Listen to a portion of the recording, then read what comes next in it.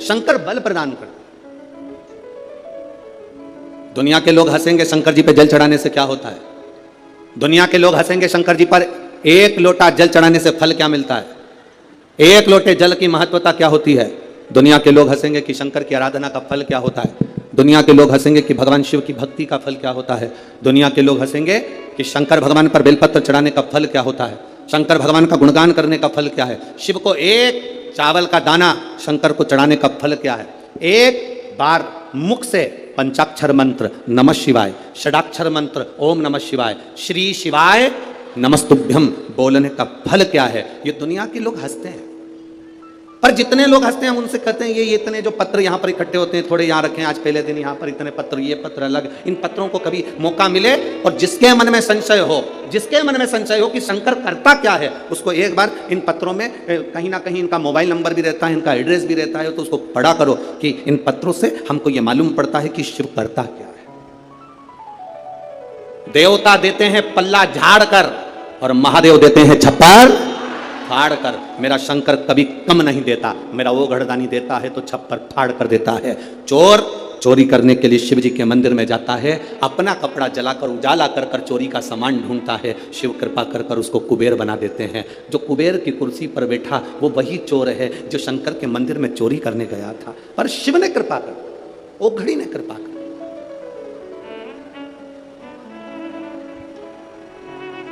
वो करुणा सागर। शंकर के जो भक्त होते हैं वो 3 बार रोते हैं। कितनी बार रोते हैं? 3 बार। शिव के जो भक्त होते हैं वो 3 बार रोते हैं। पहला, जब भगवान शंकर को पुकारते हैं, उसके हृदय में बड़ी तकलीफें होती है, कष्ट होता है, दुख होता है, तब वो भगवान को पुकारता है, तब रोता है।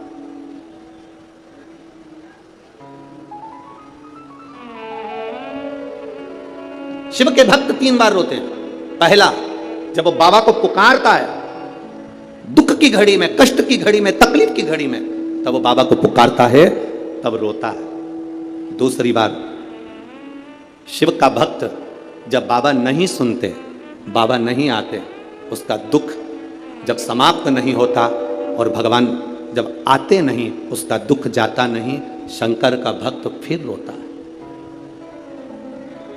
शिव के भक्त 3 बार रोते हैं। एक बार भगवान को पुकारते हैं तब, दूसरा भगवान नहीं आता तब, और तीसरी बार शंकर के भक्त तब रोते हैं जब भगवान मिल जाते हैं और उसका कार्य जब पूर्ण हो जाता है, तब भी वो रोता है, तब भी रोता है। शंकर के भक्त 3 बार रोते हैं। पहली बार जब भगवान को पुकारेगा तब रोएगा, दूसरी बार जब भगवान नहीं आएंगे तब रोएगा, और तीसरी बार जब भगवान आ जाएंगे तब रोएगा। तीसरी बार इसलिए रोता है कि मेरे जैसे पापी पर भी तूने कृपा कर दी। मैंने सोचा नहीं था कि मेरा महादेव एक लोटे जल से प्रसन्न हो जाता है और मेरे ऊपर करुणा कर देता है, तब भी रोता है, तब भी। बस आपका भरोसा, आपका विश्वास दृढ़ होना चाहिए, और जितना विश्वास, जितना भरोसा आपका पक्का होगा, उतना परमात्मा को मिलने में देरी नहीं होगी।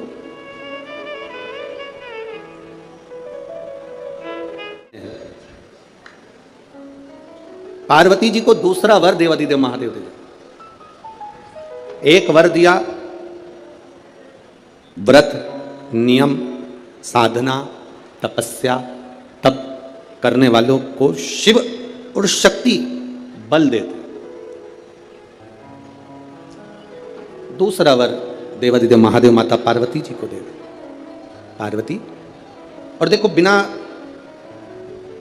बल के, बिना अगर कोई तप साधना अगर कोई करे और भगवान शिव की कृपा ना हो, माता रानी की, स्वयं माता पार्वती की दया ना हो, तो कोई व्रत किसी का सफल नहीं होता।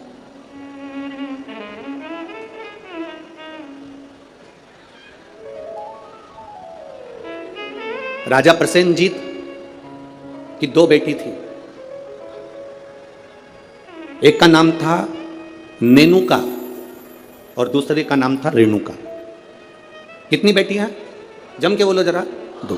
पहली का नाम क्या है?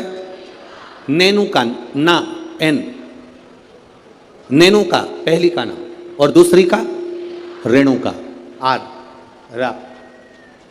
रेणुका। राजा प्रसेनजीत की दो बेटी है, एक नेनुका है, दूसरी रेणुका है। नागपुर में भी कहीं ना कहीं रेणुका माता का मंदिर होगा, है। अच्छा, एक का नाम है नेनुका, दूसरी का नाम है रेणुका। अब देखिए तप का बल कैसे प्राप्त होता है।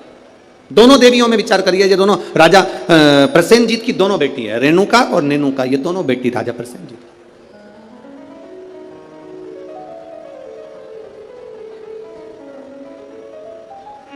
प्रथम नेनुका का जन्म हुआ, और नेनुका का जब जन्म हुआ तब नेनुका उस जन्म को पाने के बाद में अपने राजसी कार्य में अपने पिता के साथ में रहने लगी, कार्य करने लगी। दूसरे नंबर पर आई है रेणुका। रेणुका का जब से जन्म हुआ, जब से रेणुका जन्मी, उस दिन से उसने केवल अपनी मां रेणु से एक बात सीख ली कि जो कुछ मिलेगा वो अपने कर्म से मिलेगा, जो कुछ मिलेगा वो अपनी मेहनत से मिलेगा। इसलिए मत बुरे कर्म कर बंदे वरना पछताएगा, भगवान की आंखों से तू बच नहीं पाएगा, तू बच नहीं पाएगा। हम जिस कर्म को करें उस कर्म के बल पर हमें प्राप्ति हो। एक पत्र आया है, देखिए।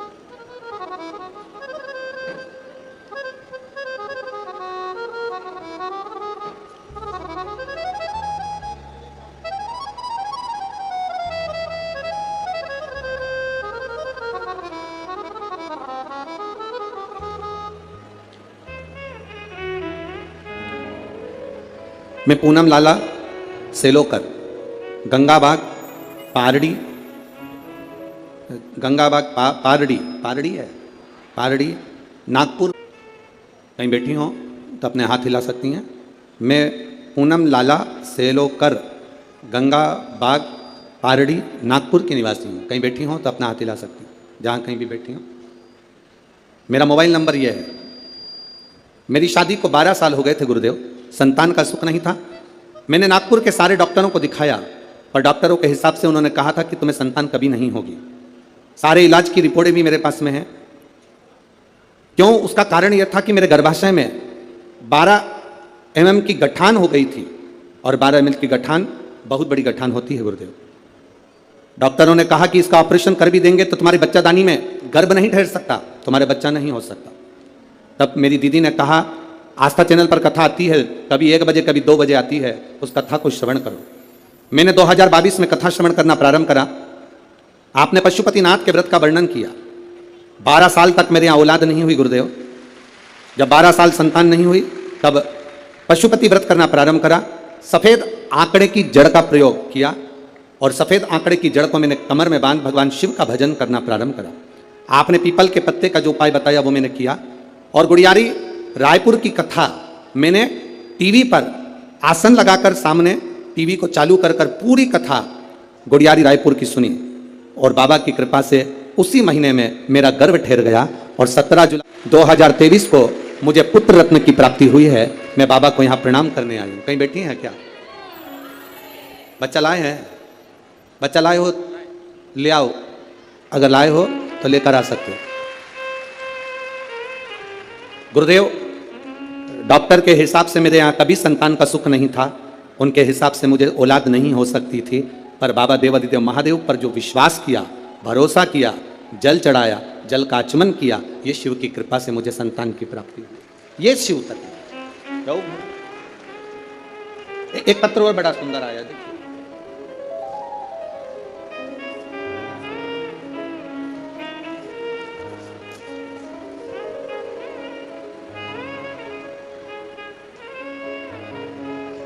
मैं दीपा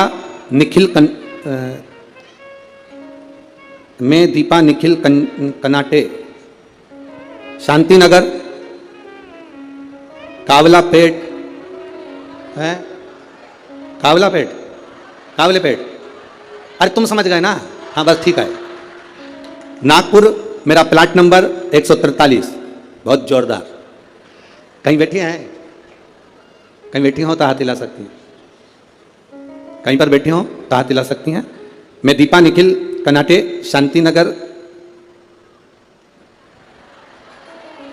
समझ जाओ, ठीक है। हाँ, कावलापेट, नागपुर, मेरा प्लाट नंबर 143। गुरुदेव, मैं बाबा का क्या गुणगान करूं, मेरी शादी को कई साल निकल गए, संतान का सुख नहीं था गुरुदेव। 6 साल तो मैं जहां कोई कहता था वहां चली जाती, गोदी भरवा कर लियाती, कोई नारियल डाल डाल कर गोदी में इतने सारे नारियल इकट्ठे हो गए कि एक बार विसर्जन करना पड़ा गुरुदेव, फिर भी संतान का सुख नहीं हुआ। ऐसा कोई दरवाजा नहीं था जिस दरवाजे पर मैं नहीं गई, पर मुझे संतान का सुख नहीं हुआ गुरुदेव। टेस्ट पे भी करवाया, वो भी सफल नहीं हुआ, संतान का सुख नहीं हुआ। किसी ने कहा एक काम करो, पशुपतिनाथ का व्रत करो, शिव जी को जल चढ़ाकर एक बेलपत्र खाओ और जल का आचमन करो। गुरुदेव, बाबा का मैं क्या वर्णन करूं, पशुपतिनाथ का व्रत किया और बाबा की कृपा से तब भी मेरा गर्भ नहीं ठहरा। मेरे 5 व्रत पूरे हो गए, जब गर्भ नहीं ठहरा तो मैंने बाबा से प्रार्थना करी, बाबा तू सबकी सुनता है। वो सियोर वाला महाराज व्यासपीठ पर बोलकर कहता है तू 3 महीने में सुनता है, फिर मेरी क्यों नहीं सुना। बाबा, मैं मंदिर से आ रही थी तो किसी एक महिला ने कहा कि तू एक काम करा कर, मंदिर में पोछा झाड़ू कर लिया कर। मैं मंदिर में सफाई करने लगी, झाड़ू लगाने लगी, पोछा लगाने लगी, मंदिर की बाल्टी में पानी भरकर रख देती, पूरे मंदिर को साफ करती। बाबा की कृपा का मैं क्या गुणगान करूं, केवल 1.5 महीना बीता और मेरा गर्भ ठहर गया। अब गर्भ ठहर गया गुरुदेव, डॉक्टर को जांच कराई तो उसने कहा कि तुम्हारा गर्भ में बच्चा है। अब डॉक्टर ने जांच कर कर कहा कि गर्भ में बच्चा है। बच्चा मेरे गर्भ में रहा 1 महीना, 2 महीना, 3 महीना, 4 महीना बीतता चले गया। 4थे महीने में मुझे कष्ट बहुत हुआ। जब कष्ट बहुत ज्यादा हुआ तब डॉक्टर को दिखाया तो उसने कहा तुम्हारे गर्भाशय में एक बच्चा है और कोई एक गोला सा दिख रहा है, ऐसा लगता है कि कोई गांठ पड़ी हुई है। तब मुझे भय लगा और मैंने तुरंत गीता प्रेस गोरखपुर की शिव महापुराण की पुस्तक बुलवाई, पढ़ना चालू करा। मेरा 5वां महीना निकला, डॉक्टर कहते रहे तुम्हारे गर्भ में एक बच्चा है और एक गांठ पड़ी हुई है। 6ठा महीना पूर्ण हुआ, 7वां महीना पूरा हुआ, धीरे धीरे करते 9वां महीना हुआ, कथा पढ़ती रही, भोलेनाथ का भरोसा करती रही। अब मेरा डिलीवरी का टाइम आया, डॉक्टर ने कह दिया तुम्हारे शरीर में प्लेटलेट कम है तो तुम्हारा साधारण सा नॉर्मल डिलीवरी नहीं हो सकती, अब ऑपरेशन से बच्चा हो। जानकर मैं बड़ी दुखी हो गई, अब करे तो करे क्या। डॉक्टर के अनुसार तुम्हारे गर्भ में एक बच्चा है और एक गांठ है तो बड़ी सावधानी से बच्चे को जन्म देना पड़ेगा। तब क्या कहूं गुरुदेव, बाबा तो बाबा है। आप कहते हो भगवान देता है पल्ला झाड़कर, महादेव देता है चप्पर फाड़कर। बाबा ने मुझे 2 संतान प्रदान कर दी। जो डॉक्टर कहता था केवल एक गठान है, वो 2 संतान दिए। मैं दोनों बच्चों को लेकर यहां आई हूं गुरुदेव, आपका आशीर्वाद मिले। कहीं बैठी हैं, दोनों बच्चों को लेकर जो आई हैं, कहीं बैठी हो तो हाथ हिला सकती है जहां कहीं बैठी हो, और अगर बैठी हो तो अपने दोनों बच्चों को लेकर व्यासपीठ के पास में आ सकती हैं। मैं दीपा निखिल, कनाटे, शांति नगर, ठीक है, कावलापेट, नागपुर, मेरा प्लाट नंबर 143। श्री शिवाय नमस्ते। ये शिव तत्व औघड़ी है, शंभु कालदर्शी है। अरे महाराज, अरे लुटा दिया भंडार,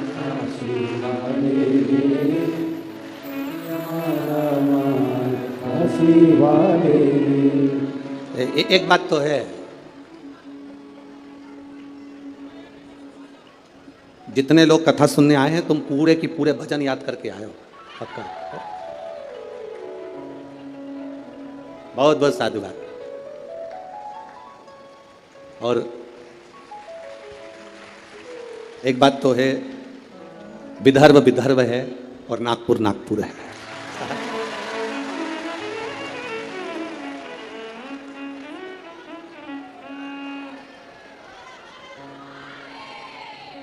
तुम सब नागपुर के संतरे से कम, पक्का। संतों की धरा है नागपुर, शिव तत्व की प्राप्ति। महाराज औघड़ी है। 2 बेटियां हैं राजा की, प्रसेनजीत की 2 बेटियां, एक नेनुका है तो दूसरी रेणुका। नेनुका अपने राज परिवार में, अपने राजघराने में सुख से आनंद से रह रही है, आनंद से रह रही है। और रेणुका जिसके अंदर भाव शुद्ध है, जिसके अंदर भाव की शुद्ध है, जिसके अंदर आनंद की शुद्ध है, वो रेणुका है। दोनों में भाव की शुद्धता। नेनुका राजघराने का आनंद ले रही है, नेनुका राजघराने का सुख पा रही है, और रेणुका राजघराने में रहने के बाद भी अपनी मां रेणु के पद चिन्हों पर चलकर भगवान देवाधिदेव महादेव की अविरल भक्ति में लीन है। अविरल भक्ति।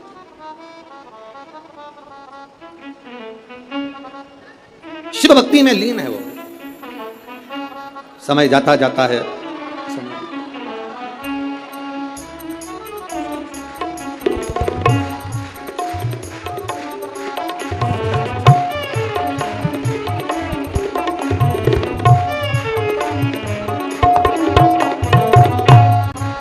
अब रोइए नहीं, खुश होइए। बाबा ने झोली भर दी ना तो रोना नहीं है, अब तो खुश होना।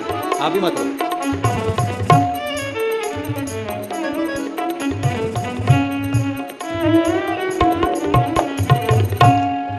अभी तो रोने का समय गया, अब तो खुश होना। दोनों जने अच्छे से खुश होकर जाओ, रो के नहीं जाना। बाबा के दरबार से गोदी भर कर जा रहे हो और क्या चाहिए, इससे बढ़कर सुख क्या है। दोनों खुश हो। अरे लुटा दिया भंडार कर दिया माला, ये शिव भक्ति है, शंकर की उद्धार। शिव ओघड़ी है। जहां डॉक्टर ने कह दिया था कि नहीं होगा बच्चा, संतान का सुख नहीं है तुम्हारे जीवन में, वहां देने वाला कोई साधारण नहीं है। वो त्रिकालदर्शी, वो कैलाशी, वो अविनाशी शिव है, शंभु है, वो सहज नहीं है। शिव कथा कहती है, भगवान देवादिदेव महादेव का चरित्र कहता। शिव महापुराण की कथा कहती है, एक दिन राजा प्रसेनजीत ने अपनी दोनों बेटियों को बुलाया और दोनों बेटियां जब धीरे धीरे बड़ी हो गई, बड़ी होने के बाद अपनी बेटियों से पूछा, बताओ बेटियों, तुम्हारा भरण पोषण करने वाला कौन है, तुम्हारी भंडार भरने वाला, तुम्हारा भरण पोषण करने वाला, तुमको रखने वाला, संभालने वाला कौन है, बोलो।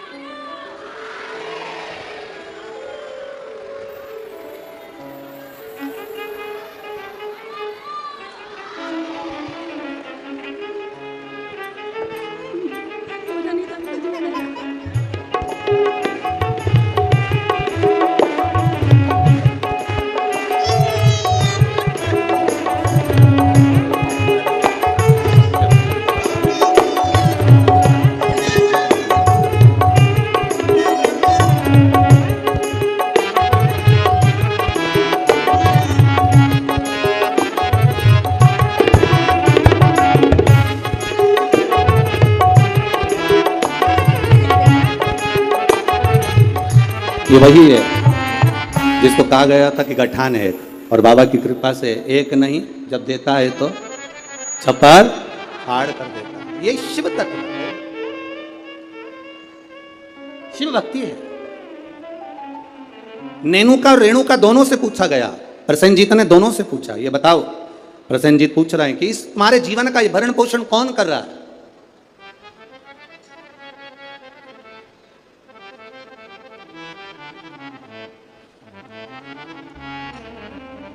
नेनुका ने कहा, पिताजी मेरे जीवन का भरण पोषण आप कर रहे हो, मेरे जीवन को चलाने वाले आप हो, भरण पोषण करने वाले आप हो।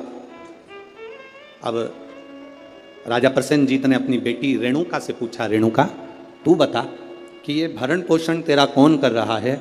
रेणुका कहती है, पिताजी ये तो सब जो कर रहे हैं वो भोलेनाथ कर रहे हैं, जो लिखा ललाट पर वो मिल रहा है, जो लिखा, जो ललाट पर लिख दिया वो मुझे मिल रहा। दुख लिखा, सुख लिखा, अच्छा लिखा, बुरा लिखा, जो उसने लिखा वो मुझे मिल रहा। जो लिखा ललाट पर वो मुझे मिला।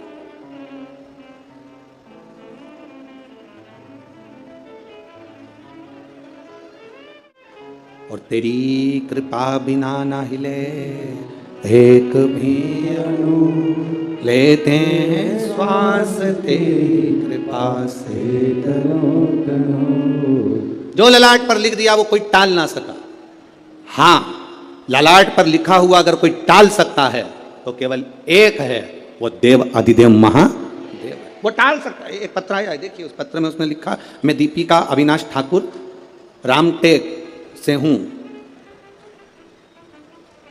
कहीं बैठी हैं? बैठी हो तो हाथ हिला सकती हैं।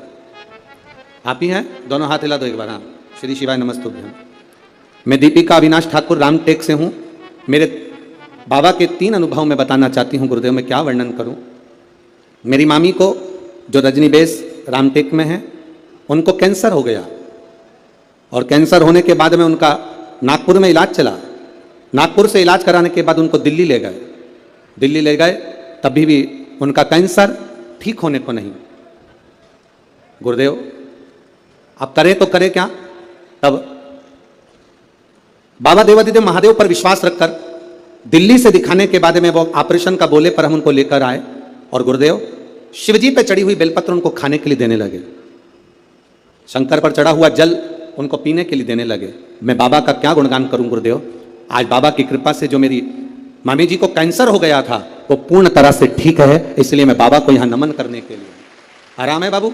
दोनों हाथ हिला दो एक बार। श्री शिवाय नमस्तुभ्यम। गुरुदेव शिव कृपा इसी को कहते हैं। गुरुदेव बाबा जब देता है तो साधारण नहीं देता बाबा।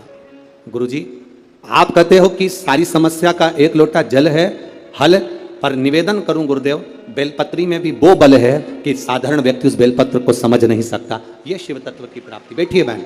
शिव की वो क्या दे रहा है, क्या कर रहा है, ये उसके ऊपर निर्भर है। नागपुर वालों, आप लोगों को मौका मिला है 5 दिन की कथा का।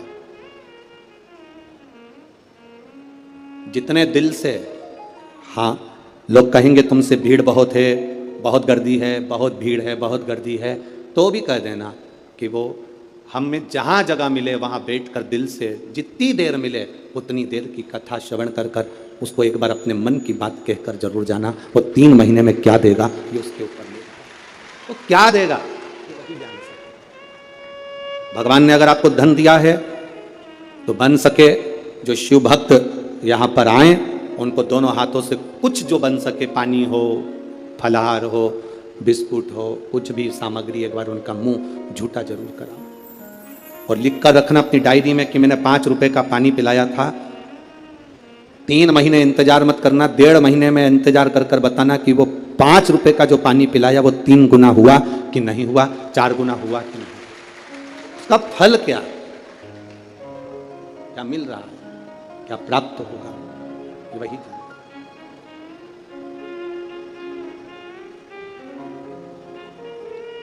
क्या प्रदान करता है उसके ऊपर निर्भर है। नेनुका ने कह दिया मेरे पिताजी पालन कर रहे हैं, मेरे पिताजी संभाल रहे हैं, और रेणुका कहती है मेरे पिता नहीं, ये तो भोलेनाथ ने जो जीवन दिया है वो चल रहा है। विचार कर लिया पिताजी ने, दोनों बेटी की शादी करना है।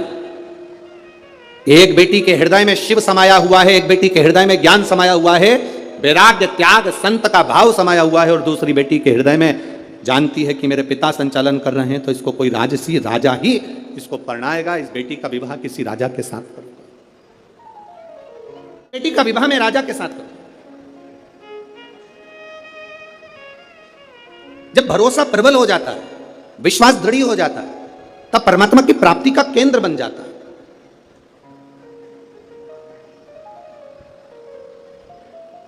अभी हम आ रहे थे, जब आते आते देखा कि लोग टेंट के बाहर, पंडालों के बाहर लोग धूप में बैठे हुए हैं, बहुत गर्मी है, धूप अपार, पर आप प्रयास करना। 2 बजे कथा चालू हुई, 5 बजे तक चलेगी, 2 बजे से 5 बजे तक जो धूप में बाहर भी बैठे हैं वो अंदाजा लगाकर बैठना कि 2 बजे से 5 बजे तक आपको कहीं धूप दिखी, कहीं धूप नजर आई, कहीं धूप लगी, वो छत्र छाया कर कर बैठता है। साधारण नहीं है मेरा शिव, साधारण नहीं मेरा ऊपरी।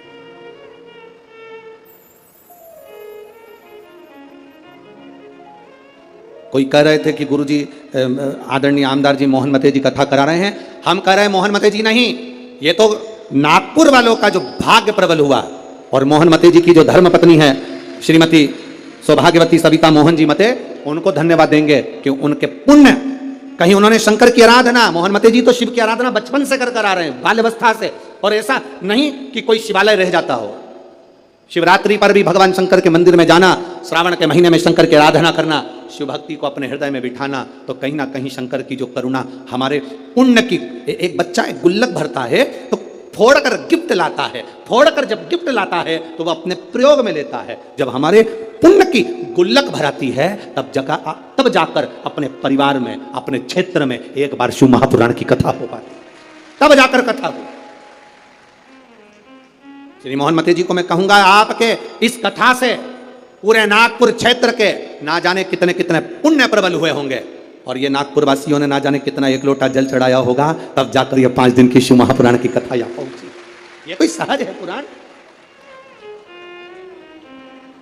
बोल बम का नारा है, बहुत अपने पुण्य की प्रबलता हुई, तब जाकर ये शिव महापुराण की कथा हमारे जीवन में एक बार श्रवण करने का सौभाग्य अपने क्षेत्र में, अपने नगर में, अपने गांव में मिल रहा, तब मिल रहा।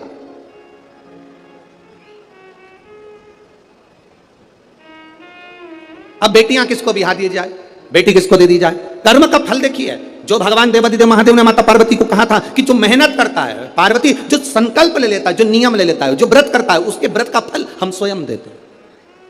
2 वचन दिए थे माता पार्वती जी को भगवान शिव ने, एक शिव और शक्ति का बल देना, और दूसरा वचन देवादिदेव महादेव ने माता पार्वती को दूसरा वचन, दूसरा वर दिया था, पार्वती सुन,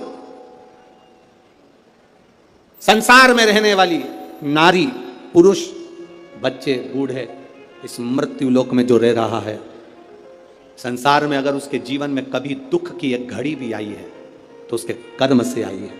उसने जो पूर्व में कर्म किया होगा उसके अनुसार उसको एक दुख की घड़ी में भोगना पड़ा है।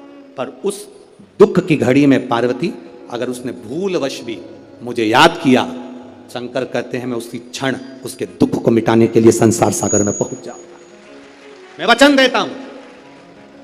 ये माता पार्वती जी को शिव जी ने 2 वचन दिए। पार्वती, एक शिव और शक्ति का बल व्रत उपास साधना तप करने वाले को मिलता है। नवरात्र का व्रत करने वाले कई लोग नंगे पैर चलते हैं, कई लोग एक समय दूध लेते हैं, कोई कहता है कि मैं लौंग पर व्रत करता हूं, कोई अपने शरीर पर जवारे वो लेता है, कोई कुछ नियम धारण करता है, कोई कुछ नियम धारण करता है। सारे नियम व्रत साधना तप जितने लोग करते हैं, घबराने की जरूरत नहीं। ये बल तुम्हें जो देता है वो शिव देते हैं, वो भगवान शंकर शक्ति के साथ देते हैं। और ध्यान देना, दुख की घड़ी में अगर तुम्हारे कर्म के अनुसार तुम्हें दुख भोगना पड़ रहा है तो उस दुख में भी घबराना नहीं। अगर दुख परमात्मा ने दिया है तो वो उस दुख को समाप्ति का बल भी आपको प्रदान करता है। वो शिव तत्व है, वो घड़ी है, वो शंकर है, वो घड़ी शिव है।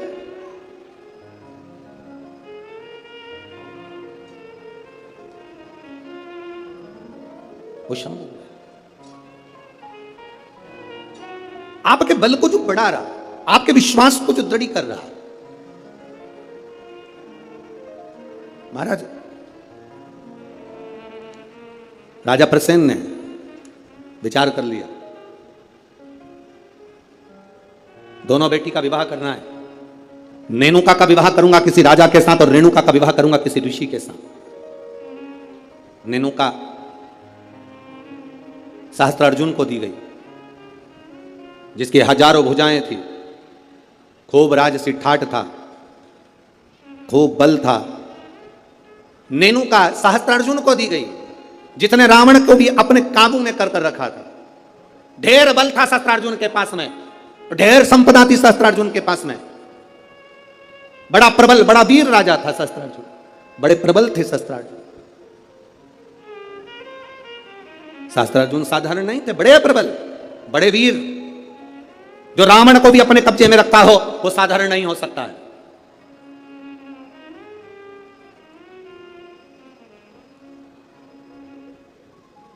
राजा सहस्त्रार्जुन को अपनी बेटी नेनुका का विवाह कर दिया। अब आई बारी रेणुका की, तो फिर विचार करा गया कि इस रेणुका का विवाह मैं करूं तो करूं किससे, किसको दूं?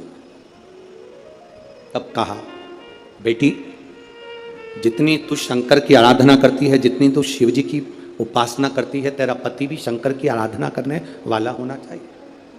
जमदग्नि जी को रेणुका ब्याह दी। जमदग्नि जी को जब रेणुका ब्याही, रेणुका का तप साधना देखिए कितनी प्रबल थी। जमदग्नि जी के साथ में रेणुका जब ब्याह कर आ गई, रेणुका का नियम था, प्रतिदिन का नियम था रेणुका का, प्रतिदिन का नियम। एक मट्टी को इकट्ठा करती, मट्टी को इकट्ठा कर कर उसका हंडा बनाती, घड़ा बनाती, पात्र बनाती, कच्चा घड़ा, कच्चा पात्र। मेरा निवेदन है, यहां पर जितनी माताएं बैठी हैं, एक बार प्रयोग कर कर देखना कि आप मट्टी लाओ, मट्टी का हंडा बनाओ, मटकी बनाओ, और उस मटकी में कहीं जाकर जल भर कर लेकर आना, अपने सिर पर रखकर। मटकी टूटेगी कि नहीं टूटेगी? अरे बोलो तो जम के, टूटेगी ना, क्योंकि वो पकी नहीं है, सही से बनी नहीं है, मटकी टूट जाएगी। अगर वो मट्टी का पात्र पका होता, मट्टी का पात्र अग्नि में तपा होता, मट्टी का पात्र अग्नि में सना होता, अग्नि में तपा होता, तो वो मटकी फिर टूटती नहीं। अगर वो तपा हुआ है, अगर वो तपा अग्नि में तपा हुआ है तो वो नहीं टूटेगा, पर वो अग्नि कच्चा पात्र है तो टूटेगा, पका नहीं है तो वो टूट जाएगा। रेणुका का नियम था, मट्टी का पात्र बनाती, मटका हंडा बनाती और हंडे को लेकर जब नदी पर जाती जल भर कर लाती, जल भर कर लाती और वो जल अपने पति को देती।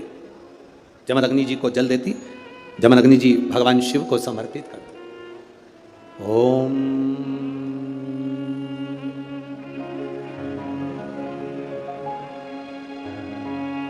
नमः शिवाय।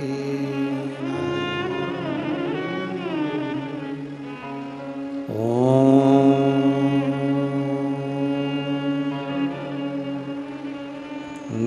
नमः शिवाय।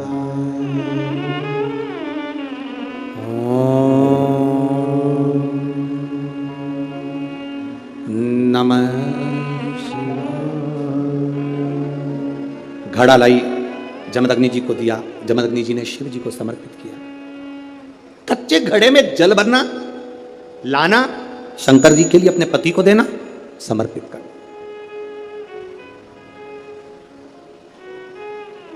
सबसे कठिन काम, कच्चे घड़े में जल भरकर लाकर पति को देना और जल समर्पित करना। एक बार जमदग्नि जी के मन में एक भाव प्रकट हो गया कि मेरी पत्नी रोज घड़ा बनाती है, रोज हंडा बनाती है, रोज कच्चा घड़ा तैयार करती है और रोज जल भर कर लेकर आती है। मेरी धर्म पत्नी, आखिर ऐसा क्या तप साधना, ऐसा क्या तपबल, ऐसी क्या प्रबलता जो कच्चे घड़े में जल भर कर लाती है? कच्चे घड़े में जल भर कर लाना।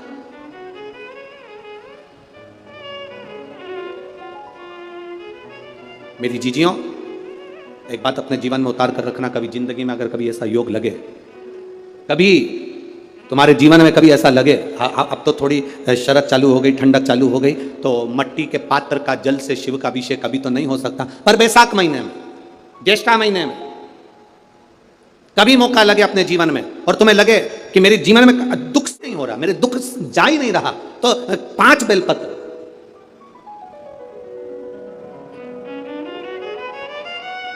5 बेलपत्र। एक आप लोगों को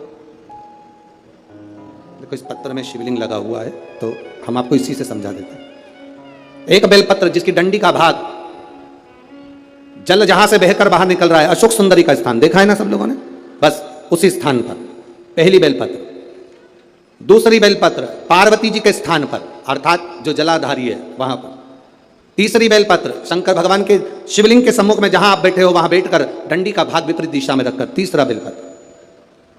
चौथा बेलपत्र भगवान शंकर का जल जहां से नीचे गिर रहा है उस ओर सीधी बेलपत्र नीचे की ओर। और 5वीं बेलपत्र शंकर भगवान के अशोक सुंदरी के स्थान को छुआकर नंदी के पास रखकर, जो घड़े में जल है अर्थात मट्टी के पात्र में जो तुम जल लेकर गई हो, उस पात्र के जल से शंकर का अभिषेक कर देना, शिव को वो जल समर्पित कर देना। जिंदगी में कैसा भी दुख हो वो कटता ही है, वो दुख रह नहीं सकता, ये निश्चित था। कभी कभी आप लोगों ने नागपुर में ऐसा दर्शन करा कि नहीं करा हमें नहीं मालूम, नागपुर की लीला तो हम नहीं जानते, पर हमारे उधर आज भी होता है। जब बैसाख का महीना आता है, ज्येष्ठा महीना आता है, गर्मी का समय आता है, तो शिव जी के ऊपर ऐसा तिकोना लोहे का कुछ एंगल बनाकर उसके ऊपर मिट्टी का हंडा रख देते हैं। अब यहाँ नागपुर में आप लोगों ने दर्शन करे ना करे वो हमें नहीं मालूम, पर अभी तक चांदी का लगता था, अभी तक सोने का लगता, पीतल का लगता, तांबे का लगता, पर जैसे ही बैसाख का महीना आया, जैसे ही ज्येष्ठा महीना आया, वैसे ही मिट्टी का पात्र रख दिया जाता, उसमें से बूंद बूंद पानी शिव जी को समर्पित। करें दर्शन यहाँ पे, किसी ने करे यहाँ रखते हैं लोग, ठीक है। शिव तत्व की प्राप्ति के लिए भगवान देवादिदेव महादेव के आनंद सुख को प्राप्त करें। जल, अग्नि, आकाश, वायु, पृथ्वी, 5 तत्व भगवान शंकर के ये 5 मुख है। इसलिए आरती में भी हम लोग कहते हैं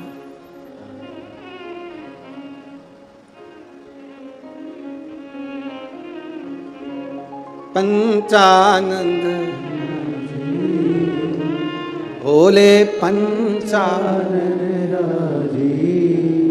हंसासन गरुड़ासन हंसासन गरुड़ासन वृषवाहन वाहन साजे।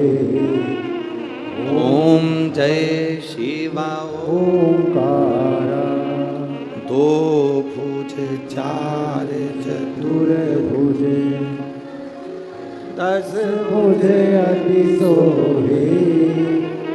बोले 10 भुजे अति सोहे। अब 5 मुख पंचानंद शिव है। जल, वायु, आकाश, अग्नि, पृथ्वी, ये पंच तत्व शंकर के 5 मुख में विराजमान। 5 मुख। शिव की पंचायत में 5 देवता हैं। कितने देव हैं? 5। पहला देवाधिदेव महादेव, दूसरा गणेश जी महाराज, तीसरा भगवान नारायण, चौथा सूर्य नारायण भगवान, और 5वां नंबर पर है मां दुर्गा भवानी अष्टभुजा धात्री मां देवी मां दुर्गा। ये 5 शिव पंचायत में 5 देवता। फिर से बोलिए, पंचायत में 5 देव कौन से होते हैं? पहला शिव जी, दूसरा गणेश जी, तीसरा भगवान विष्णु, चौथा भगवान सूर्य नारायण, और 5वें मां दुर्गा भवानी। ये 5 शंकर की पंचायत के देवता हैं। शिव पंचायत में ये 5 रहते हैं।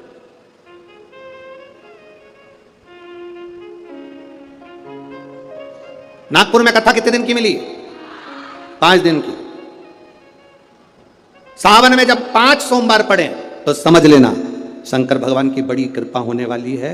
5 सोमवार मिल गए सावन के महीने में, मतलब शिव जो श्रावण के महीने में 1 लोटा जल चढ़ाने वाले हैं उनकी मनोकामना पूर्ण होती ही है। पंचानंद स्वरूप में 5 दिन में 5 स्वरूप में पंचायत में पंचानंद पंच भौतिकता का आनंद रखने वाले शिव तत्व की प्राप्ति का सुख है शिव महापुराण।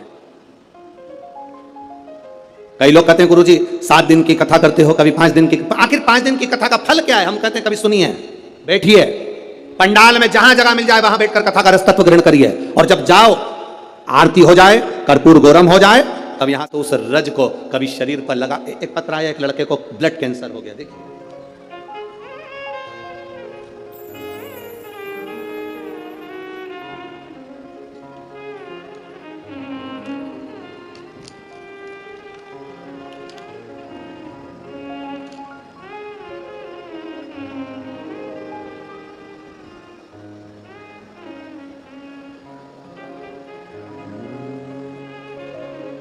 शंभो शरणे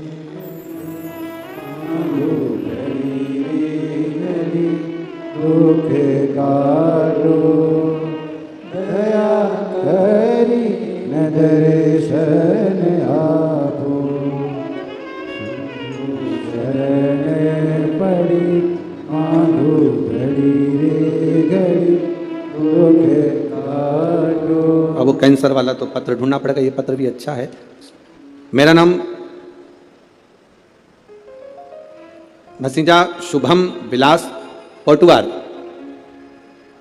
27 साल की उम्र है, मुकाम पोस्ट तहसील बड़सा, जिला गढ़चिरौली, महाराष्ट्र राज्य। कहीं बैठे हो तो हाथ हिला सकती हैं, कहीं बैठे हो तो हाथ हिला सकती हैं, जहां कहीं बैठी हैं। गुरुदेव, मेरा लीवर और किडनी दोनों ही डैमेज हो गए थे। दोनों ने काम करना बंद कर दिया, पेट में पानी भरा गया। डॉक्टर को दिखाया तो डॉक्टर ने कहा इसका पानी नहीं निकाल सकते क्योंकि इनके शरीर में खून की भी कमी है और लीवर किडनी दोनों काम करना बंद कर दिया। गुरुदेव, खून चढ़ाते पानी बन जाता, आप करें तो करें क्या? डॉक्टर ने कहा इसका एक तरीका हो सकता है कि टॉयलेट द्वारा या लेट द्वारा इनका पूरा की पूरा पानी निकालना होगा। वो निकाला पर वापस पानी जम गया। लीवर किडनी काम नहीं कर रहे थे, डॉक्टरों ने हाथ ऊंचे कर दिया।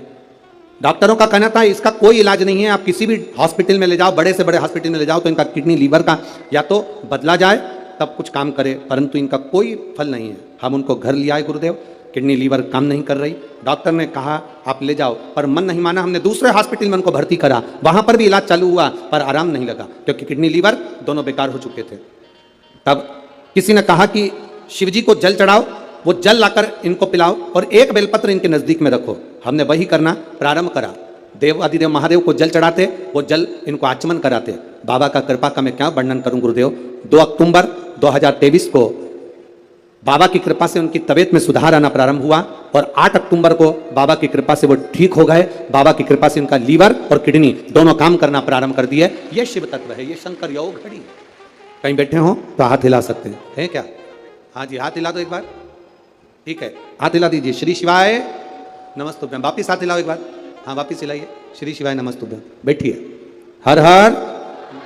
शिव तत्व की प्राप्ति इसी को। आप जो शिव पर जल चढ़ा रहे हैं, आचमन कर रहे हैं, शंकर का गुणगान कर रहे हैं, उसका फल खाली नहीं जाता। मिट्टी के पात्र का जल हम देवादिदेव महादेव को जब समर्पित करते हैं तो उसका फल खाली नहीं जाता, खाली नहीं जाता।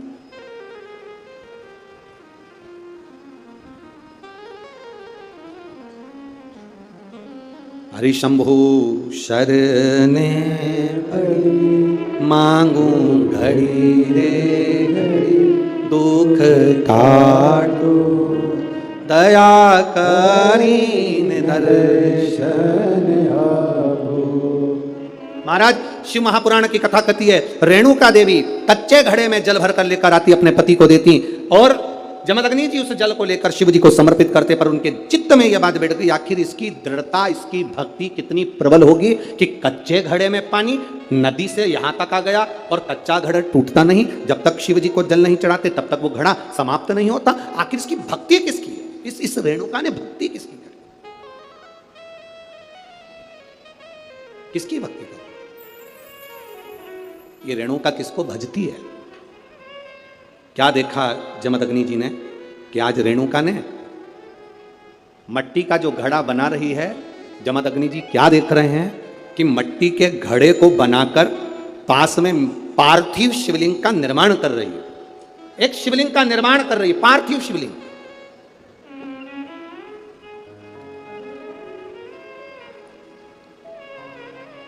और पार्थिव शिवलिंग का निर्माण कर कर ये करती क्या है? मट्टी का जो घड़ा बनाया, उस घड़े को पार्थिव शिवलिंग का पूजन कर कर उस घड़े को शंकर से स्पर्श करा देती है। शिवलिंग से स्पर्श करा रही, केवल छुआ रही। थोड़ा ध्यान देना जरा कथा पर। पुराण की कथा कहती है, आप 200 रुपए की साड़ी खरीद कर लिया, आपको लगे साड़ी 200 रुपए की है, दुनिया के लोग कहेंगे कि इतनी सस्ती साड़ी पहनती है। उस साड़ी को महंगा करना है तो क्या करोगे? उस साड़ी को महंगा करने का सबसे सुंदर तरीका, 200 रुपए की साड़ी को भी शंकर भगवान को एक बार स्पर्श करा देना। उसको छूने से उसकी कीमत बढ़ जाती है, केवल स्पर्श मात्र से। अब वही 200 रुपए की साड़ी पहनकर जरा मार्केट जाइए, वही 200 रुपए की साड़ी पहनकर अपनी सहेली के घर जाइए, वही 200 रुपए की साड़ी पहनकर अपने परिवार में जाइए। आपके परिवार वाले उस 200 रुपए की साड़ी को देखकर भी कहेंगे तेरे पर ये साड़ी अच्छी लग रही है, थोड़ा महंगी होगी ऐसा लग रहा है। मतलब भगवान को जो छू जाता है उसकी कीमत मेरा महादेव अपने आप बढ़ा देता है। केवल परमात्मा को छुआ, स्पर्श किया, उसकी कीमत बढ़ गई, उसकी कीमत बढ़ी। केवल छूने पर, केवल स्पर्श।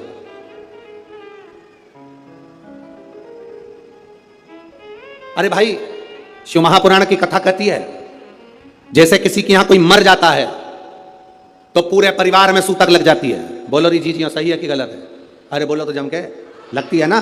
परिवार में कोई मर गया, पूरे परिवार को सूतक लग जाती है।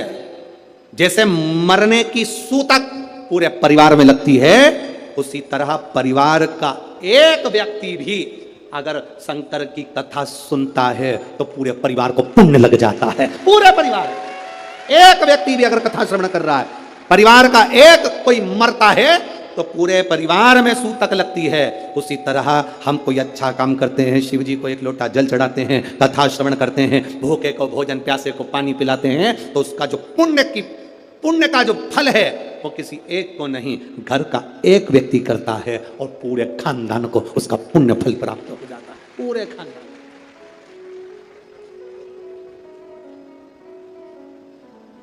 पूरे खानदान को उसका फल मिला। महाराज,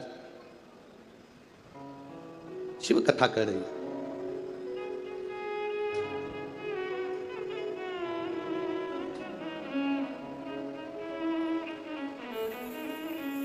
आप जितने भाव से भगवान को रिझाओगे, मेरा देवाधिदेव महादेव उतने भाव से आपके करीब में आता है, आपके करीब। जितने स्नेह से आप रिझाने का प्रयास करोगे, जितने स्नेह से आप उसको पुकारने का प्रयास करोगे, उतने स्नेह से वो आपके करीब में आता है।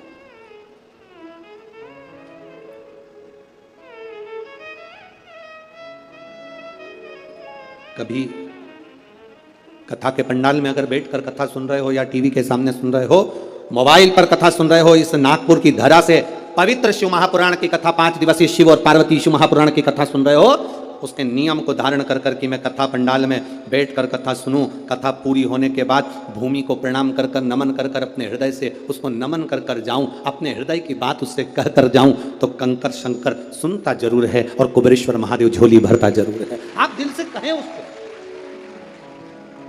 ओ मेरे भोले तेरा सहारा है, मेरे भोले तेरा सहारा है, मेरी नैया का तू किनारा है, मेरी नैया का तू किनारा है।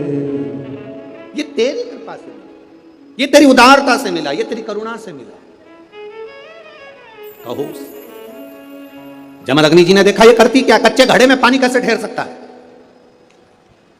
कच्चे घड़े में पानी कैसे ठहर सकता है। मेरी माताओं से निवेदन, बड़ा सुंदर भाव से फिर निवेदन करूंगा, जिसका बेटा, जिसका बच्चा मंद बुद्धि हो, विवेक काम नहीं कर रहा हो, बुद्धि काम नहीं कर रही, चित्त काम नहीं कर रहा, बहुत चिड़चिड़ा, बहुत उचिष्ट, विवेक काम नहीं कर रहा, बुद्धि काम नहीं कर रही, हां यहां तक शिव महापुराण की कथा कहती है, एक बीमारी होती है जिसमें नसें शरीर की काम करना बंद कर देती है, और वो उस बीमारी का इलाज पूरे बाहर विदेश में भी नहीं है, जिसमें धीरे धीरे धीरे धीरे नाड़ियां, नसें बंद होती चली जाती है, पाँव हाथ काम करना बंद कर देता है, फिर वाणी कम हो जाती है, नयन दिखना बंद हो जाता है, शरीर बेकार। उसके लिए भी कोई मंदबुद्धि है, उसके लिए भी शिव महापुराण की कथा कहती है, हफ्ते 2 हफ्ते में कभी सोमवार के दिन भले मट्टी का बर्तन तुम्हारे घर में नहीं हो, घर में कोरा सा दिया भी हो, कोरा दिया, दिया कोरा मतलब उसमें दीप ना लगा हो, मट्टी का नया दिया, उसमें अगर आपने थोड़ा पानी भरकर रख भी दिया और उसमें गलते गलते वो पानी ज़्यादा नहीं भी बचा, 2 बूंद भी बचा है, और वो 2 बूंद भी अशोक सुंदरी वाली जगह पर चढ़ा है, और वही पानी जिसकी विवेक, जिसकी बुद्धि, जो मंद बुद्धि कहा जाता है, उसको अगर बेलपत्री के साथ में वो जल की 2 बूंद भी उसको दी जाए तो वो विवेकवान बनता चले जाता है, उसकी बुद्धि काम करना प्रारंभ करती है। कितना भी मंद बुद्धि हो, पड़ा रहता हो, पड़ा है, मुंह से राल बह रही है, वो बोल नहीं पा रहा, शरीर विग्रह बेकार बिल्कुल, उसके लिए भी ये कार्य करता। शिव पर चढ़ा हुआ मट्टी के पात्र का जल सुख प्रदान करता है। हमारे यहाँ नवरात्रे में जवारे बोए जाते हैं, आप लोगों को इधर बोते हैं कि नहीं बोते मालूम नहीं, हमको बोते हैं इधर, मट्टी के पात्र में जवारे बोए जाते हैं, कुंडी में जवारे बोए जाते हैं, मट्टी में गेहूं डालकर जवारा बोया जाता है। उस जवारे क्यों बोते हैं, उसको बोने का कारण क्या है? केवल कोई कहे कि हम ठाकुर जी को भजते हैं, भगवान कृष्ण को भजते हैं, कोई कहे हम तिरुपति बालाजी को, नारायण को भजते हैं, कोई कहता है कि हम हरि विट्ठल को, पांडुरंगा को भजते हैं, हमारे यहाँ हम इनको भजते हैं तो जवारे नहीं बोते। ना ना, पुष्टि मार्गी है, ठाकुर जी की सेवा करने वाला है, उसके यहाँ भी ये 9 दिन जवारे बोए जाते हैं। रामानुज संप्रदाय से जुड़ा हुआ है, नारायण की पूजन कर रहा है, उसके घर में भी जवारे बोए जाते हैं। पांडुरंगा हरि विट्ठल की उपासना कर रहा है, उसके घर में भी जवारे बोए जाते हैं। जवारे का महत्व हमारे यहाँ शास्त्र कहता है। क्या महत्व है उसका, क्या फल है उसका? महाराज, जब देवी माता ने दुर्गा भवानी को पंचायत में बुलाया गया, शिव पंचायत में मां दुर्गा बैठी हुई है, और शिव पंचायत में जब दुर्गा भवानी बैठी, उपद्रवियों ने उपद्रव मचाया, अहंकारियों ने अहंकार मचाया, असुरों ने, राक्षसों ने हाहाकार मचाना प्रारंभ करा। तब उस समय पर देवाधिदेव महादेव माता पार्वती को देखकर, दुर्गा भवानी को देखकर मुस्कुरा रहे थे। केवल शिव मुस्कुरा रहे हैं, पार्वती को देखकर, दुर्गा भवानी को देखकर, मां जगत जननी को देखकर केवल मुस्कुरा रहे।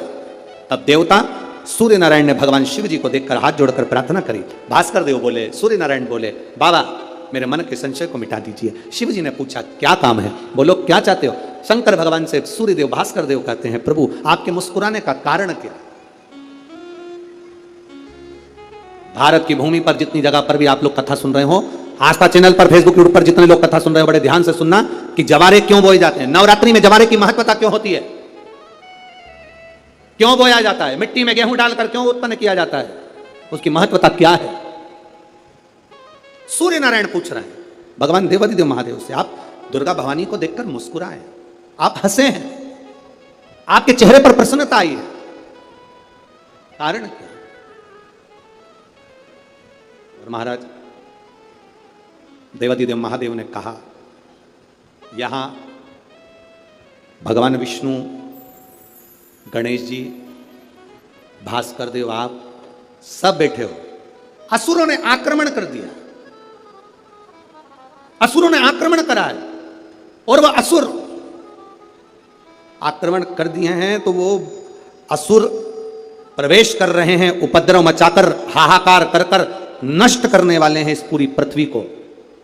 तो फिर उसको बचाएगा कौन, कैसे बचेगा? शिव जी ने कहा, चिंता मत करो। दुर्गा ने अपने केश का स्मरण किया, एक केश को माता पार्वती जी ने अपने हाथों से छुआ, छूते ही एक कुंड में सुंदर जवारे उत्पन्न हुए हैं। जब तक वो जवारे बड़े नहीं हो जाते, जब तक वो जवारे थोड़े प्रबल नहीं हो जाते, तब तक एक भी असुर प्रवेश नहीं कर सकता, हाहाकार नहीं मचा सकता और अंदर आ नहीं सकता। शिव महापुराण की कथा कहती है, जवारे जिसके यहाँ बोए जाते हैं, जवारे का, आप लोग कहते हैं कहीं पर देवी जी बैठी हैं, किसी के यहाँ मिट्टी की मूर्ति आई, 21 फीट की, 41 फीट की, 15 फीट की, 10 फीट की, 25 फीट की देवी जी की प्रतिमा स्थापना हुई। लोग कहते हैं हम देवी जी का दर्शन करने जा रहे हैं, दुर्गा जी का दर्शन करने जा रहे हैं। शिव महापुराण की कथा कहती है वो दुर्गा जी का दर्शन नहीं, देवी का दर्शन नहीं, नवरात्रि में जहां जवारे बोए जाते हैं वहां मात्र आप पांव रखते हैं तो अपने घर में से क्लेश दूर हट जाता है, अहंकार दूर हट जाता है, अभिमतता दूर हट जाती है, तकलीफें दूर हट जाती है। जिसके घर में जवारे बोए जाते हैं वहां से अहंकार, काम, लोभ, आसक्ति, वासना, तृष्णा और दुख, तकलीफें दूर हट जाती है। तो जवारे का मूल का तत्व आनंद सुख है।